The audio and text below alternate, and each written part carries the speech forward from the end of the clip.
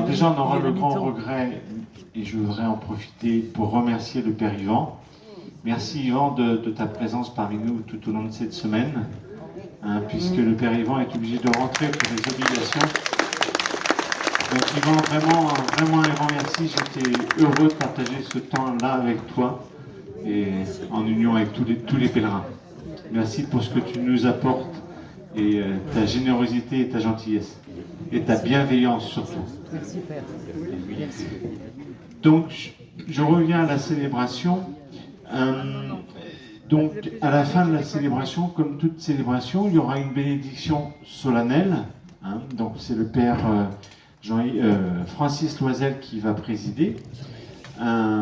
Et puis après, nous partirons en procession vers la grotte, où il y aura un temps d'arrêt, en récitant le chapelet, où il y aura un temps d'arrêt devant la grotte, ce qui me permettra, vous savez, nos intentions qu'on nous déposons tous les jours, j'irai les porter à la grotte, ce qui veut dire qu'elles seront reportées ce soir à la procession mariale. Vous savez, vous avez vu à la procession mariale, tous les soirs il y a la coupelle, donc elles seront dedans.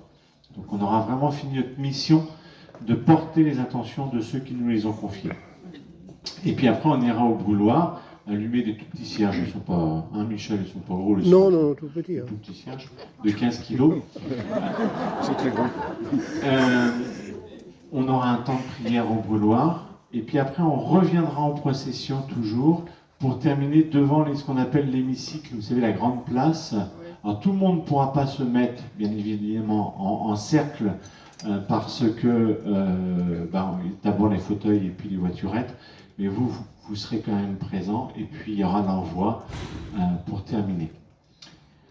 Théoriquement, la célébration, donc je le disais tout à l'heure, commence précise à 14h30. Donc je demande à mes frères qui sont là, ordonnés, de bien être à l'heure en sacristie avant pour qu'on puisse démarrer à 14h30. Et puis, si nous allons finir probablement la célébration vers 15h30, 35, 40, je ne sais pas encore, puisque quand on rentre en célébration, après on la vit. Donc ce n'est pas nous qui sommes gestion du temps, mais le bon Dieu. Et ceci dit, à la fin de la célébration, nous ne pourrons pas partir tout de suite, puisqu'il y aura le chapelet à la grotte. Au départ, je disais c'est embêtant peut-être, et je pense qu'au final c'est pas mal. Ce que je vous demande, s'il vous plaît, c'est à la fin de la célébration, le plus calmement possible, on va essayer justement devant cette place de l'hémicycle, de mettre la procession en ordre, tranquillement, mais ce que j'aimerais, c'est qu'elle se fasse dans le calme et qu'on reste bien dans la célébration. Qu'entre nous, bien évidemment, on peut échanger des mots, mais qu'on reste vraiment concentré sur ce que nous allons finir dans notre parcours. Alors les hospitaliers, on ne peut pas empêcher que le bruit se fasse parce que il faut faire les demi-tours des voiturettes, il y a des ordres à donner. Mais essayons de le faire de manière à ce que ce soit le plus fluide possible et surtout avec une qualité de silence et d'intériorité de chacun. Et on mettra donc la procession en route et nous on ne démarrera que lorsque le chapelet sera fini.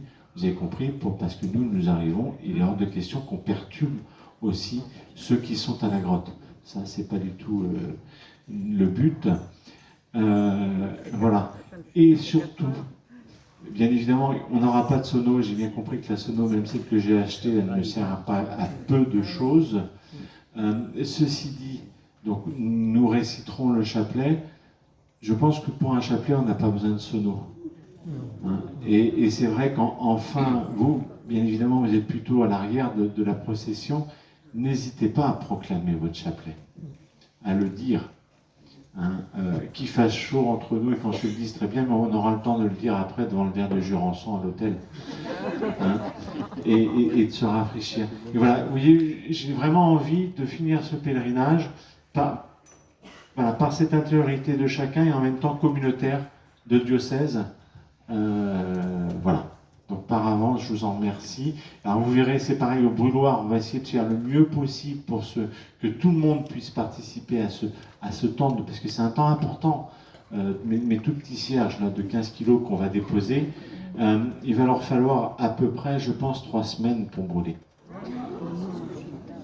Donc, ce qui veut dire qu'on en a 4, si on le calcule, ça ferait 12 semaines si on les allumait un par un. Et en même temps, voilà. Mais vous voyez, c'est vraiment notre prière qui monte, voilà, à travers. C'est un symbole très très fort. Donc, je pense que ça mérite qu'on s'y concentre. Hein.